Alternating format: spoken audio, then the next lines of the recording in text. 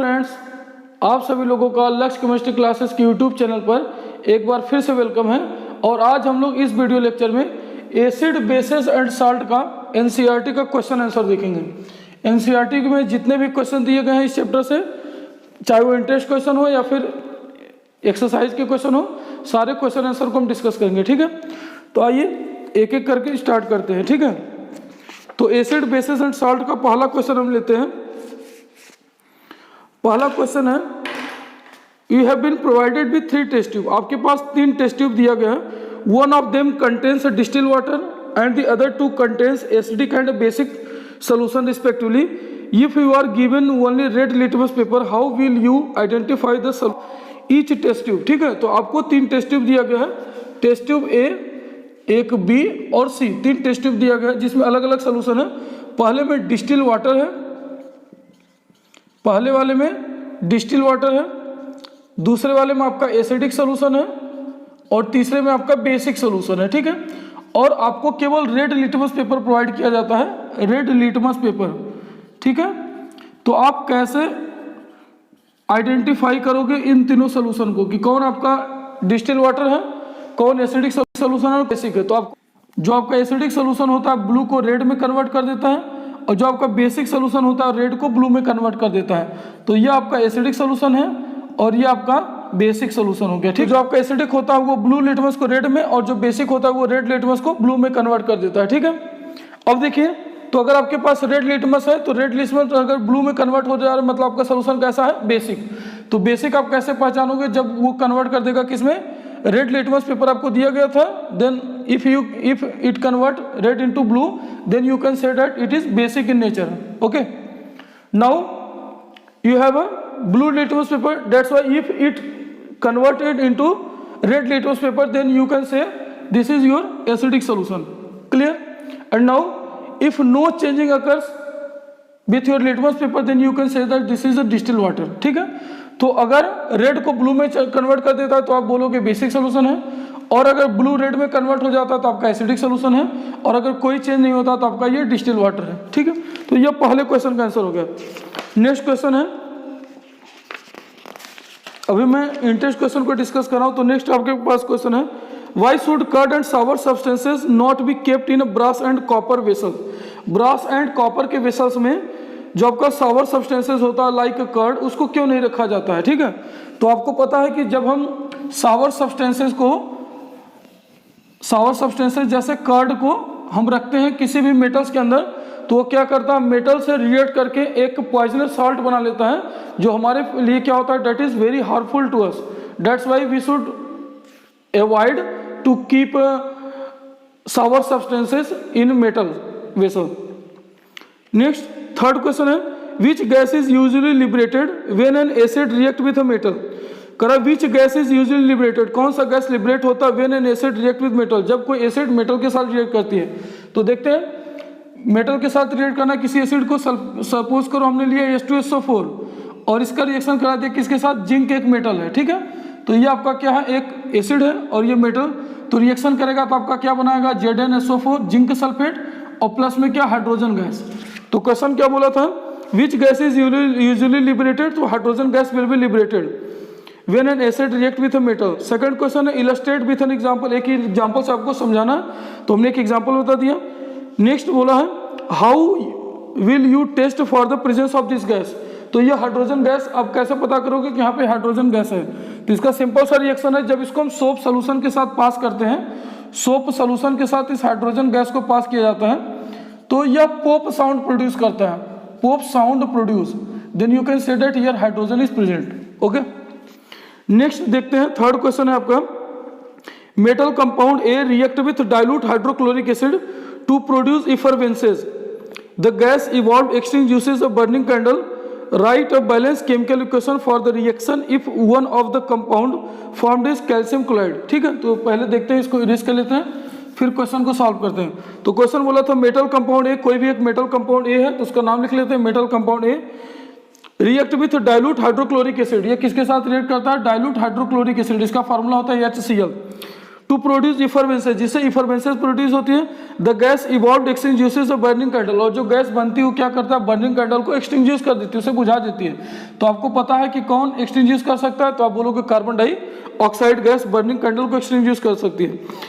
Right balance chemical equation for the reaction if one of the compound form is calcium chloride, और एक यहाँ पे क्या बनता है, तो आप बोलोगे कैल्शियम क्लोराइड, और कैल्शियम क्लोराइड फार्मूला क्या होता है, CaCl2, ठीक है। तो इसको आप बनाओगे कैसे, तो इसका सीधे सीधे क्या रिएक्शन हो जाएगा, अगर यह किसके साथ रिएक्शन करता है, ध्यान से समझो। तो एक कोई भी मेटल है HCl के साथ रिएक्ट करता है तो क्या बनाता है, कार्बन डाइऑक्साइड और साथ में CaCl2।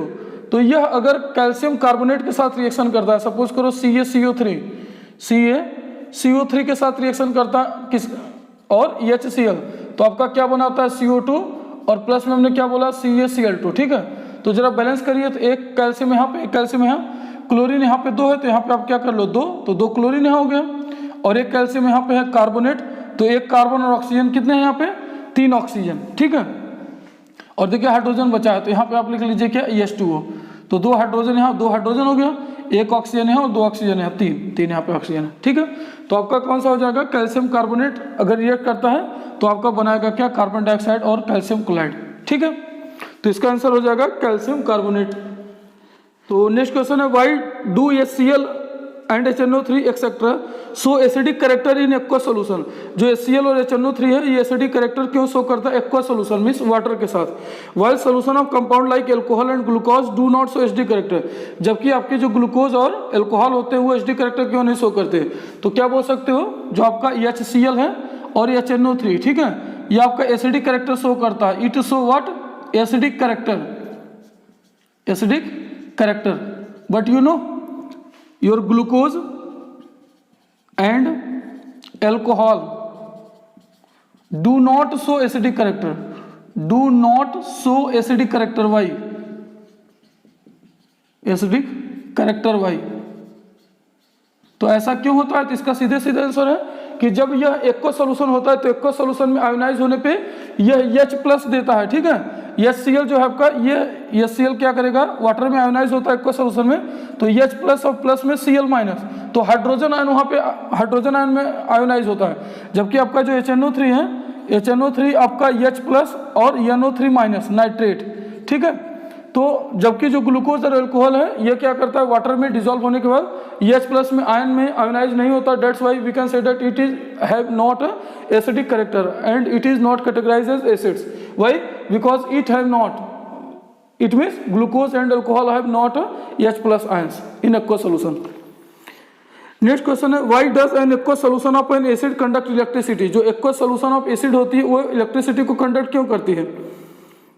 तो इसका सीधा सीधा आंसर हो जाएगा कि जो एक्वा सॉल्यूशन ऑफ एसिड होता है वो क्या होता है, उसमें आयंस होते हैं, H+ आयन देता है, तो आयंस के due to presence of ions it conduct electricity, ठीक है। तो क्या बोलेंगे इसका answer, why does an aqua solution of an acid conduct electricity. तो हम बोल सकते हैं एसिड इसलिए एक्वा सॉल्यूशन में इलेक्ट्रिसिटी कंडक्ट करती है क्योंकि आयनाइज होती है और H+ आयंस होते हैं, due to presence of ions it can conduct electricity. Next question why, वाई डज द ड्राई HCl gas not change the colour of dry litmus paper. जो ड्राई HCl गैस है ये ड्राई लिटमस पेपर के colour को क्यों नहीं change कर सकती। तो आपको पता होना चाहिए कि जो आपके एसिड्स होते हैं वह केवल तभी चेंज कर सकते हैं लिटमस पेपर के कलर को जब वो एक्वा सॉल्यूशन में होते हैं, ठीक है, नहीं तो वो चेंज नहीं कर पाएंगे। तो due to absence of water it can not change the colour of litmus paper. Next question है, वाइल डाइल्यूटिंग एन एसिड। जब हम किसी एसिड को डाइल्यूट करते हैं, while diluting an acid, why is it recommended that the acid should be added to water and not water to the acid. ठीक है, ध्यान से समझिए कि जब भी हम क्या करते हैं, हमारे पास अगर किसी वेसल्स में हमने वाटर लिया है, सपोज करिए कोई वेसल है, ठीक है, कोई भी बीकर हो सकता है, तो इसके अंदर हम अगर वाटर लेते हैं तो हमें क्या करना पड़ता है, अगर हमें एसिड को डाइल्यूट करना है तो एसिड को हमें मिलाना पड़ेगा। एसिड को क्या करते हैं, इसके अंदर ऐड करेंगे, ठीक है। एसिड को हम क्या करते हैं, ये कोई भी एसिड हो सकता है, सपोज करिए कोई भी एसिड हो सकता है, ठीक है। तो किसी भी एसिड को आप ड्रॉप बाय ड्रॉप इसमें ऐड कर सकते हो, बट आप वाटर को एसिड के अंदर ऐड नहीं कर सकते। वही क्वेश्चन पूछ रहा है आपसे, तो क्वेश्चन बोला कि while diluting an acid why is it recommended that the acid should be added to water. Acid should be added to water but water not should be added to acid. Why? Because you know when we add water into an acid, when we add water into an acid, then here exothermic reaction is occurs, and due to which large amount of heat is released, and that can splash on our mouth. That's why we should avoid that. We should never add water into acid. We should always add acids into water on diluting. Okay. Next question है, how is the concentration of hydronium ion. ठीक है, तो next question है, how is the concentration of hydronium ion. Hydronium ion का मतलब होता है H3O+। तो क्वेश्चन है हमारा, how is the concentration of hydronium ion H3O+ affected when a solution of an acid is diluted. जब हम किसी एसिड के सॉल्यूशन को डाइल्यूट करते हैं तो H3O+ पे क्या इफेक्ट पड़ता है। ठीक है, तो सपोज करिए कि हमने कोई एसिड लिया है और एसिड को क्या कर रहे हैं, डाइल्यूट कर रहे हैं। ठीक है, तो आप जब डाइल्यूट करोगे तो जो आपका वाटर होता है, वाटर में क्या होता है, H+ और OH- आयंस होते हैं। ठीक है, H+ में हाइड्रोजन आयन और OH- में होता है हाइड्रोक्साइड आयन। ठीक है, तो यह क्या होता है, जब आप एसिड को डालेंगे तो एसिड का H+ और इसका OH-, तो ये दोनों मिला के क्या बना लेगा, वाटर मॉलिक्यूल, H2O मॉलिक्यूल्स बना लेंगे। ठीक है, वाटर मॉलिक्यूल्स, जिसके वजह से हाइड्रोनियम आयन का कंसंट्रेशन क्या होता है, डिक्रीज हो जाता है ऑन डाइल्यूटिंग एन एसिड। जब हम एसिड को डाइल्यूट करेंगे तो जो हाइड्रोनियम आयन है H3O+, उसका कंसंट्रेशन डिक्रीज होगा। क्यों डिक्रीज होगा, क्योंकि आपको पता है कि H+ और OH- होता है वाटर में, और यह क्या करेगा, OH- एसिड के H+ के साथ रिएक्ट करेगा और रिएक्ट करके वाटर मॉलिक्यूल्स बनाएगा, और जब वाटर मॉलिक्यूल्स बनाएगा तो जिससे हाइड्रोनियम आयन का कंसंट्रेशन जितना था उससे क्या हो जाएगा, कमता चला जाएगा। ठीक है, तो नेक्स्ट है क्वेश्चन, नेक्स्ट क्वेश्चन है, how is the concentration of hydroxide ion. Next question बोला है, how is the, next question है, how is the concentration of hydroxide ion या OH- affected when an excess base is diluted in solution of sodium hydroxide. जब हम किसी sodium hydroxide के solution को dilute कर रहे हैं, ये सपोज करो किसका है, सोडियम हाइड्रोक्साइड NaOH का सॉल्यूशन है, और अगर आप इसे डाइल्यूट कर रहे हो तो कह रहा है कि इसके OH- पे क्या इफेक्ट पड़ेगा, इसके OH- पे क्या इफेक्ट पड़ेगा, डिसॉल्व करते हैं। ठीक है, करते हैं, और उसमें हम एक्सेस बेस मिला रहे हैं और अमाउंट में बेस को मिला रहे हैं, तो कह रहा है कि उसके हाइड्रोक्साइड आयन पे क्या इफेक्ट पड़ेगा। तो आप फिर से जब बेस मिला रहे हो तो उसको हाइड्रोक्साइड आयन और आप दे रहे हो ना, ये देखिए क्या है, कोई भी एक बेस है, ये सपोज करो सोडियम हाइड्रोक्साइड, और ऊपर से आप क्या करो, फिर से बेस मिला रहे हो इसको, और एक्सेस अमाउंट में बेस इसमें मिला रहे हो। तो जब बेस को आप ऐड करोगे, कोई भी बेस तो ऐड करोगे तो इसमें भी तो OH होगा, और इसका जो OH होगा क्या होगा, अगर सपोज करो NaOH आप मिला रहे हो तो इसमें भी OH मिला रहे हो, तो जब आप OH मिलाओगे तो क्या होगा, इसका जो OH- का कंसंट्रेशन वो क्या हो जाएगा, बढ़ जाएगा, इंक्रीज कर जाएगा। तो how is the concentration of hydroxide ion affected when an excess base is dissolved in solution of sodium hydroxide. बोलोगे because OH- per unit volume is increases. ठीक है, ये इसका आंसर है।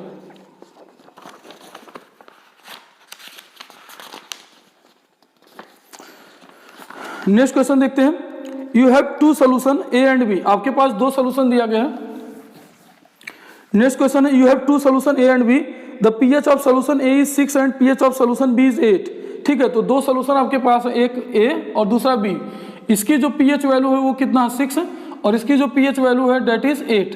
ठीक है, 8। Which solution has more hydrogen and concentration, पहला question पूछा, और दूसरा पूछा which of this is acidic and which one is basic. ठीक है, तो इसमें हाइड्रोजन एंड कंसंट्रेशन पूछा है, सबसे ज्यादा कंसंट्रेशन किस में होगा, which one has more H+ ion concentration. ठीक है, तो आपको पता है जिसकी pH वैल्यू जितनी कम होती है उसके हाइड्रोजन आयन कंसंट्रेशन उतना ही ज्यादा होता है और वो उतना ही एसिडिक होता है। तो क्या हो जाएगा इसका, इसके पास H+ आयन क्या होता है, ज्यादा होता है। ठीक है, उसके बाद क्वेश्चन पूछा which of the following is acidic and which one is basic. जो 7 से कम होता है वो एसिडिक होता है, तो ये आपका एसिडिक होगा, और ये क्या हो गया, आपके बेसिक हो गए, 7 से ज्यादा है। ठीक, what effect does the concentration of H+ ions have on the nature of the solution. ठीक है, तो H+ आयंस क्या, किस तरह से इफेक्ट होते हैं इन किसी भी सॉल्यूशन में, तो एसिडिटी इंक्रीज करती है जैसे जैसे H+ आयन का कंसंट्रेशन क्या होता है, इंक्रीज करता है। नेक्स्ट क्वेश्चन है, do basic solution also have H+ ions, क्या बेसिक सोल्यूशन के पास भी H+ आयंस होते हैं। If yes then why are these basic, हाँ तो उसके पास भी H+ आयंस होते हैं, तो आप बोलोगे yes basic solution also have H+ ions but that have far less in compare to hydroxide ion OH-, we called them basic. Next question है, under what soil condition do you think a farmer would treat the soil of his field with quick lime, calcium oxide और slaked lime calcium hydroxide और chalk calcium carbonate. ठीक है, तो किस condition में जो farmer होता है अपने जो सॉइल होते हैं फील्ड के जो सॉइल होते हैं उसके अंदर चॉक कैल्शियम कार्बोनेट या फिर आपका क्विकलाइम या स्लैग लाइम डालता है तो अंडर एसिडिक कंडीशन। ठीक है, जब सॉइल क्या हो जाता है, when soil become too much acidic then farmer use in their soil like quicklime, CO calcium oxide और स्लैग लाइम COH का होल ट्वाइस और calcium carbonate CaCO3। Next question देखते हैं। नेक्स्ट क्वेश्चन है what is the common name of the compound COCl2। तो COCl2 का क्या common name है, तो आपका सीधे पता है COCl2 का कॉमन नेम क्या होता है, OCl2। तो इसको बोलते हैं bleaching powder, this is known as what, bleaching powder. ठीक है, नेक्स्ट क्वेश्चन है name the substance which on treatment with chlorine yield bleaching powder. किसका ट्रीटमेंट कराते हैं क्लोरीन के साथ तो ब्लीचिंग पाउडर मिलता है। ठीक है, तो हमने बताया था कि जब हम कैल्शियम हाइड्रोक्साइड या जिसको आप स्लैग लाइम बोलते हो इसका रिएक्शन कराते हैं क्लोरीन के साथ तो बन जाता है ब्लीचिंग पाउडर जिसे आप बोलते हो COCl2 और प्लस में क्या रिलीज होगा यहाँ पे, तो यहाँ पे बनता है H2O साथ में। ठीक है, तो ऑक्सीजन कितने हैं, 2, तो यहाँ पे देख लो एक ऑक्सीजन यहाँ एक ऑक्सीजन यहाँ 2। क्लोरीन कितने हैं, 2, तो 2 क्लोरीन, एक कैल्शियम यहाँ तो एक कैल्शियम यहाँ। ठीक है, ऑक्सीजन और हाइड्रोजन ने बैलेंस के लिए 2 ऑक्सीजन यहाँ और 2 हाइड्रोजन है। तो जब स्लैग लाइम या कैल्शियम हाइड्रोक्साइड का रिएक्शन कराते हैं क्लोरीन के साथ तो आपका ब्लीचिंग पाउडर बनता है। नेक्स्ट क्वेश्चन है name the sodium compound which is used for softening hard water. तो हार्ड वाटर को सॉफ्ट करने में किसका यूज करते हैं, तो इसका आंसर है सोडियम कार्बोनेट डेकाहाइड्रेट जिसे आप बोलते हो Na2CO3 10H2O, Na2CO3 10H2O या जिसे आप बोलते हो वाशिंग सोडा। तो वाशिंग सोडा का ये आप यूज करते हो किसके लिए, तो आप बोलोगे ये यूज होता है हार्ड वाटर को सॉफ्ट करने के लिए। नेक्स्ट क्वेश्चन है what will happen if a solution of sodium hydrogen carbonate is heated. ठीक है, अगर सोडियम हाइड्रोजन कार्बोनेट को हीट करते हैं तो क्या होता है। सोडियम हाइड्रोजन कार्बोनेट आपका होता है NaHCO3, इसको आप हीट करोगे तो क्या देता है आपको पता है Na2CO3 और प्लस में H2O और प्लस में होता है क्या CO2। ठीक है, तो यही बनता है आपका। तो what will happen if a solution of sodium hydrogen carbonate is heated give the equation of the reaction involve. तो ये रिएक्शन आपको लिख देना है। ठीक है, ये सोडियम हाइड्रोजन कार्बोनेट है, ये सोडियम कार्बोनेट, ये H2O प्लस CO2। चाहो तो रिएक्शन बैलेंस कर लो, यहाँ 2 कर लो तो 2 सोडियम इधर 2 सोडियम इधर, एक कार्बन यहाँ पे हो गया, ऑक्सीजन कितने हो गए 3 दूना 6 ऑक्सीजन, यहाँ 3 ऑक्सीजन 2 5 और 1 6, हाइड्रोजन कितने हैं तो 2, यहाँ पे हाइड्रोजन हो गया 2, तो बैलेंस हो गया reaction. Next question right an equation two show the reaction between plaster of Paris and water. Next question कर रहा है कि प्लास्टर ऑफ पेरिस और वाटर के बीच में रिएक्शन आपको शो करना। तो प्लास्टर ऑफ पेरिस का फार्मूला क्या होता है CaSO4 और हाफ H2O। हमने आपको बोला था कि अगर एक मॉलिक्यूल कैल्शियम सल्फेट का है तो हाफ मॉलिक्यूल वाटर होगा। याद करने का बहुत आसान तरीका है कि जब प्लास्टर करते हैं तो पानी कितना मिलाना, आधा, नहीं तो प्लास्टर गीला हो जाएगा। ठीक है, तो इसीलिए आप लिखोगे इसी को POP या आप बोलोगे प्लास्टर ऑफ पेरिस। CaSO4 अगर एक मॉलिक्यूल है तो कैल्शियम, तो वाटर कितना हो जाएगा हाफ मॉलिक्यूल हो जाएगा। ठीक है, अगर कैल्शियम सल्फेट एक मॉलिक्यूल है तो वाटर आपका हाफ मॉलिक्यूल। अब करा इसका रिएक्शन वाटर के साथ करवाना है तो वाटर के साथ करवाओगे तो आपका बनेगा CaSO4 इंटू में 2H2O। ठीक है, इंटू 2H2O। अब ये क्या होता है, ये आपका बन गया क्या जिप्सम। ये क्या बन गया बेटा आपका, तो आप बोलोगे जिप्सम। ठीक है, अब देखो यहाँ पे तो इसके लिए बैलेंस करने के लिए हाफ मॉलिक्यूल ये 2 मॉलिक्यूल पूरा बनाना है तो यहाँ लिख लो 1.5। ठीक है, H2O। तो इस तरह से आपका बन जाएगा प्रोडक्ट। तो अब हम एक्सरसाइज के क्वेश्चन सॉल्व करते हैं। ठीक है, तो एक एक करके एक्सरसाइज के क्वेश्चंस को देखते हैं। वो अभी तक इंटरेस्ट क्वेश्चन था, अब एक्सरसाइज का क्वेश्चन पहला क्वेश्चन है a solution turn red litmus blue, जो रेड को ब्लू में कन्वर्ट कर देता है। It's pH is likely to be. तो पहला ऑप्शन है आपका A का 1, दूसरा है 4, C है 5 और D ऑप्शन है 10। ठीक है, तो आपको पता होना चाहिए कि रेड लिटमस को ब्लू में कौन कन्वर्ट करते हैं, रेड को ब्लू में। ठीक है, हमने आपको बताया था कि जो एसिड होती है वो क्या करता है, एसिड ब्लू को रेड में कन्वर्ट करेगी, जबकि आपका जो बेस होता है वो क्या करता है, रेड को ब्लू में कन्वर्ट करता है। करेगा जो कौन सा होगा, जो बेस होगा। ठीक है, और बेस वो होता है जिसकी pH वैल्यू 7 से ज़्यादा होती है, तो ऑप्शन कौन सा हो जाएगा आपका D 10।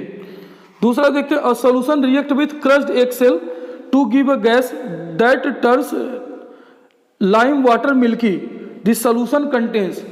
A solution react with crushed egg shell, तो क्रश्ड एग सेल जो होता है वो आपका बनता है CaCO3 का, कैल्शियम कार्बोनेट का, to give a gas that turn lime water milky, जो क्या करता है लाइम वाटर को मिल्की कर देता है, तो कार्बन डाइऑक्साइड मिल्की करता है, ठीक है।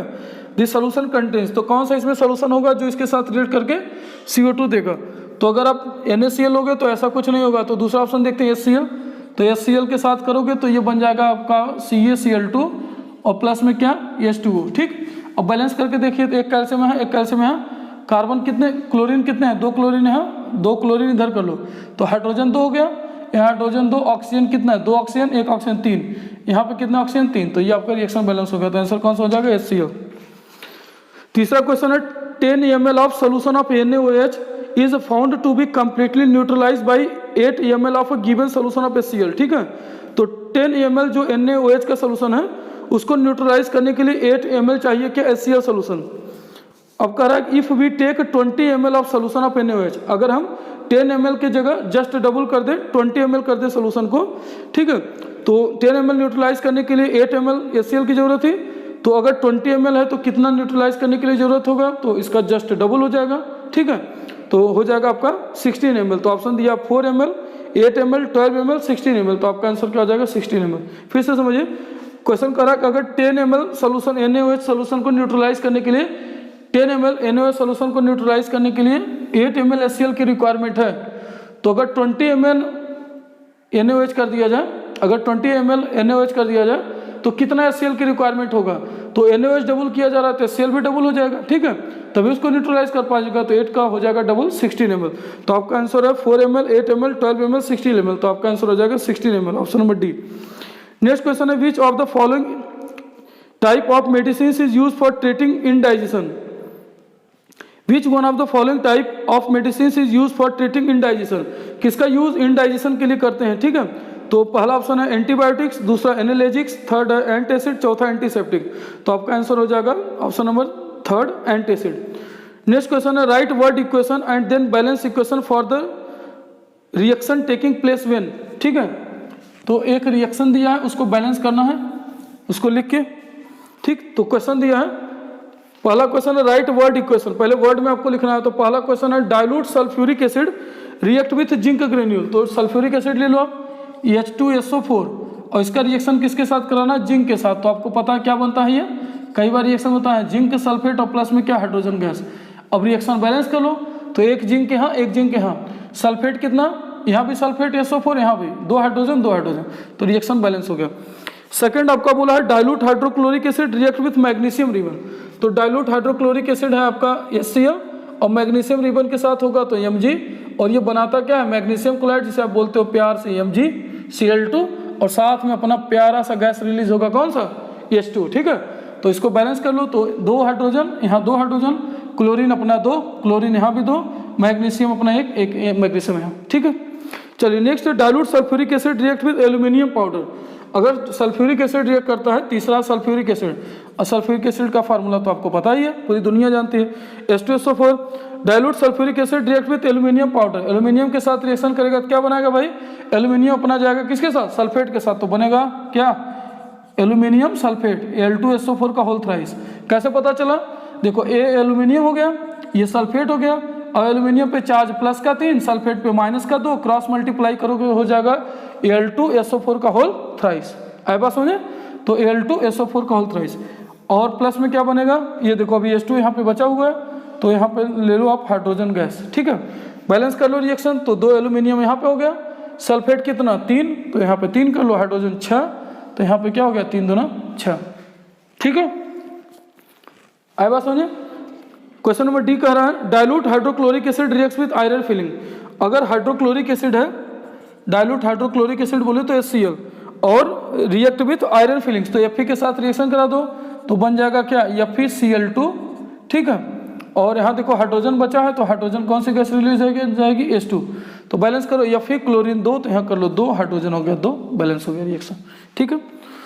नेक्स्ट क्वेश्चन कह रहा है question number 6, compound such as alcohol and glucose also contain hydrogen but are not categorized as acid, जो आपका एल्कोहल और ग्लूकोज होता है उसके पास भी हाइड्रोजन होते हैं, ठीक है, क्योंकि ग्लूकोज का फार्मूला C6H12O6 होता है, तो आप देख रहे हो हाइड्रोजन है, और एल्कोहल का अगर एथिल एल्कोहल लेंगे तो C2H5OH, अगर मेथिल एल्कोहल लेते हैं तो CH3OH, तो हाइड्रोजन तो है, बट वो एसिड के कैटेगरीज में क्यों नहीं आता? हमने बताया क्योंकि वह वाटर में आयोनाइज होने पे H+ आयंस नहीं देता, ठीक है, जिसकी वजह से उसे हम एसिड के कैटेगरीज में नहीं रखते।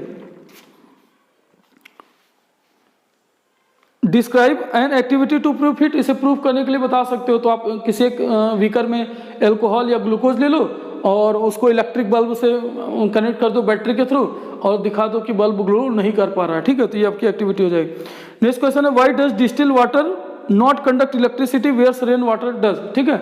जो डिस्टिल वाटर होता है वो इलेक्ट्रिसिटी कंडक्ट नहीं करती, जबकि आपकी जो रेन वाटर होती है इलेक्ट्रिसिटी को कंडक्ट करती है। तो ऐसा क्यों होता है? तो आपको पता होना चाहिए डिस्टिल वाटर के पास कोई भी आयंस नहीं होते, ठीक है। जब आयंस नहीं होगा due to absence of ions it can not conduct electricity, while rain water conduct electricity. Why? Because when rain water falls on the surface of earth before it react with some atmospheric gases, for example sulfur dioxide and NO2 nitrogen dioxide, that's why it form acidic oxide due to which it conduct electricity। तो हमने क्या बोला कि जो rain water होती है वो atmospheric gases जैसे सल्फर डाइऑक्साइड या नाइट्रोजन डाइऑक्साइड के साथ रिएक्ट करके एसिडिक ऑक्साइड बना लेता है, तो एसिडिक नेचर होने की वजह से इट कंडक्ट इलेक्ट्रिसिटी, ठीक है। नेक्स्ट क्वेश्चन है question number 8, why do acid not show acidic behaviour in the absence of water? Why do acid not show acidic behaviour in the absence of water? जो acid होती है वो acidic behaviour क्यों नहीं show करता in the absence of water? तो जब water नहीं रहेगा तो आयोनाइज नहीं होगा, it can not ionize into hydrogen and due to absence of charge या ions it can not conduct electricity and it can not show acidic behaviour, ठीक। Next question है क्वेश्चन नंबर 9।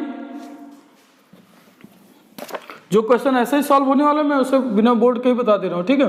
क्वेश्चन नंबर 9 देखते हैं। 5 solution दिया गया है, 5 solution A, B, C, D and E when tested with universal indicator show pH as 4, 1, 11, 7 and 9, ठीक है। तो आपके पास 5 सोल्यूशन दिया गया है A, B, C, D और E, ठीक है। सबकी pH वैल्यू दिया है, तो ये कोई सोल्यूशन हो गया, this is solution and this is it's pH value. तो इसकी pH वैल्यू बोला है 4, 1, 11, 7 and 9। Which solution is neutral? पहला क्वेश्चन है न्यूट्रल कौन सा है, विच one of the following is neutral? तो 7 वाला आपका न्यूट्रल होगा, 7 अगर कहीं है तो न्यूट्रल, तो ऑप्शन नंबर डी वाला हो जाएगा कौन सा, न्यूट्रल।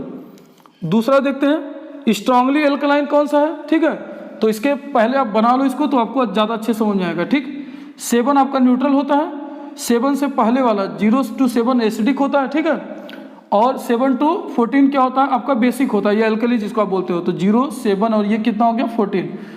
तो आप यहाँ पे 3.5 लिख लो और यहाँ पे 10.5 लिख लो, ठीक है। तो 3.5 के जो पहले वाला वो आपका स्ट्रॉन्ग एसिड और ये हो जाएगा वीक एसिड, और 7 to 10.5 इसको बोलोगे आप वीक बेस या वीक एल्कली बोल सकते हो, हमने बी से लिख दिया तो वीक बेस, और ये हो जाएगा आपका स्ट्रॉन्ग बेस, ठीक है। तो क्वेश्चन बोला है सेकंड स्ट्रांगली एल्कलाइन कौन है? तो स्ट्रांगली एल्कलाइन जो 10.5 से ज्यादा है, तो सी वाला स्ट्रांगली एल्कलाइन। स्ट्रांगली एल्कलाइन कौन सा है? तो सी। नेक्स्ट देखते हैं option number C, strongly acidic कौन है? तो जो 3.5 से कम होगा वो स्ट्रांगली एसिडिक हो जाएगा, तो बी वाला आपका स्ट्रांगली एसिडिक है। स्ट्रांगली एसिडिक कौन सा है? बी, ठीक है। नेक्स्ट डी का देखते हैं, वीकली एसिडिक इसमें कौन है? तो जो 3.5 और 7 के बीच में होगा वीकली एसिडिक। तो आपका वीकली एसिडिक देखिए 3.5 से ज्यादा कौन है? तो आपका 4, तो ये वाला हो जाएगा, ठीक है, ए सोल्यूशन जो है आपका। नेक्स्ट देखते हैं ई वाला क्या कर रहा है, वीकली अल्कलाइन कौन है? जो 7 और 10.5 के बीच में होगा वही आपका वीकली एल्कलाइन, ठीक है। तो देखिए इसमें कौन सा है? तो 7 और 10.5 के बीच में, तो ई वाला ऑप्शन हो जाएगा, ठीक है, ई। सारे क्वेश्चन हो गए, ठीक है। तो ये हो गया question. Arrange the pH in increasing order of hydrogen ion concentration. अब बोला इंक्रीजिंग ऑर्डर में अरेंज करना हाइड्रोजन आयन कंसंट्रेशन, तो आपको पता है कि जिसकी पीएच वैल्यू जितनी कम होती है उसमें हाइड्रोजन आयन कंसंट्रेशन उतना ही ज्यादा होता है, ठीक है। तो जिसकी पीएच वैल्यू जितना ज्यादा होगा हाइड्रोजन आयन कंसंट्रेशन उसकी उतनी ही कम होती है, ठीक है। तो आपको इंक्रीजिंग ऑर्डर में अरेंज करना है, तो जो सबसे ज़्यादा पीएच वाला है उसकी क्या हो गया, हाइड्रोजन सबसे कम होगा, पहले उसको लिख लो। 11 वाला तो डी और सी वाला हो गया, इसमें हाइड्रोजन कंसंट्रेशन सबसे कम, क्यों, क्योंकि इसकी पीएच वैल्यू सबसे ज़्यादा। इसके बाद आपका ई हो जाएगा, ई, देन आपका डी हो जाएगा, उसके बाद आपका ए हो जाएगा, और उसके बाद बी। इसमें हाइड्रोजन सबसे ज़्यादा होगा, ठीक है। तो आप बोलोगे increasing order of H plus concentration, H plus concentration, ठीक है। नेक्स्ट क्वेश्चन देखते हैं। Fresh milk has a pH of 6, how do you think the pH will change as it turn into curd. जब वो कर्ड में change होता है आपका मिल्क, तो क्या होता है कि जो कर्ड होता है उसमें लैक्टिक एसिड पाई जाती है, ठीक है, और लैक्टिक एसिड की वजह से उसकी pH वैल्यू क्या होती है, चेंज हो जाती है, उसकी pH वैल्यू चेंज हो जाती है, ठीक है। तो due to presence of lactic acid in curd and that decreases from 6, वो 6 से कम होने लगता है। नेक्स्ट क्वेश्चन है, a milkman add a very small amount of baking soda to fresh milk. अब मिल्कमैन जो होते हैं, जो दूध वाले होते हैं, वो क्या करते हैं आपका, तो जो फ्रेश मिल्क होता है उसमें बेकिंग सोडा ऐड कर देते हैं, ठीक है। पहला क्वेश्चन बोला why does he shift the pH of fresh milk from 6 to slightly alkaline. तो 6 से उसको एल्कलाइन क्यों करते हैं, उसकी पीएच वैल्यू जब 6 होती है तो उसको एल्कलाइन क्यों करते हैं, क्योंकि जब बेकिंग पाउडर को मिलाते हो तो जब वो एल्कलाइन हो जाता है तो उसको सावर होने में too much time to converted into sour milk, उसे खट्टे दूध होने में, दूध को खट्टा होने में क्या लगता है, टाइम ज़्यादा लगता है, ठीक है। इस वजह से उसमें बेकिंग सोडा मिला देते हैं और वो एल्कलाइन नेचर का हो जाता है। नेक्स्ट है, why does this milk take a long time to set as curd. और वो कर्ड में चेंज होने में फिर ज़्यादा टाइम क्यों लगता है, क्योंकि उसे हमने क्या कर दिया, एल्कलाइन कर दिया, और एल्कली को फिर से आपका एसिडिक होने में क्या होगा, टाइम ज़्यादा लगेगा, ठीक है। तो ये इसका आंसर है। नेक्स्ट क्वेश्चन है, plaster of Paris should be stored in a moisture proof container, explain why. जो प्लास्टर ऑफ पेरिस होता है, जो आपका पीओपी होता है, जो घर में आप यूज़ भी करते हो, ठीक है, बिल्डिंग्स को डेकोरेट करने में, मॉइस्चर प्रूफ कंटेनर में क्यों रखना चाहिए पीओपी को। तो इसका सिंपल आंसर है कि जो पीओपी होता है वो वाटर के साथ रिएक्ट करके क्या बना लेता है, एक स्ट्रांगली सब्सटेंस बना लेता है जिसे आप बोलते हो gypsum. That's why we should kept in a moisture proof container. Next question है, what is neutralization reaction, give two example. Neutralization reaction क्या है, तो आप बोल सकते हो when acid react with base then it form neutralization reaction and due to which salts and water is produce. कोई भी 2 एग्जांपल आप लिख सकते हो, ठीक है, एसिड और बेस का, दोनों आपस में रिएक्ट करते हो और साल्ट और वाटर बनाते हो। अगला क्वेश्चन है, give two important uses of washing soda and baking soda. Washing soda का और बेकिंग सोडा का कोई 2 यूज बताना है। तो पहले हम देख लेते हैं वॉशिंग सोडा का 2 यूज। तो जो आपका वॉशिंग सोडा है, एक यूज आप बोल सकते हो कि वॉशिंग सोडा का क्लिनसिंग एजेंट भी करते हैं फॉर डोमेस्टिक पर्पज। दूसरा आप बोल सकते हो कि for converting into hard water to soft water, ठीक, ये आंसर हो गया। और दूसरा बेकिंग सोडा का 2 यूज एज एंटासिड, पहला ऑप्शन हो गया और पहला पॉइंट हो गया। और दूसरा पॉइंट आप बोल सकते हो कि जो आपका बेकिंग सोडा होता है उसको क्या कर सकते हैं, बेकिंग पाउडर बनाने में यूज़ करते हैं, ठीक है। तो डेट्स इट, आज के लिए इतना ही। अगर आपको समझ में आया, ठीक है, वीडियो अच्छा लगा तो प्लीज़ अपने फ्रेंड के साथ शेयर करिए, चैनल को लाइक करिए, सब्सक्राइब करिए और मन से पढ़ते रहिए। Thank you.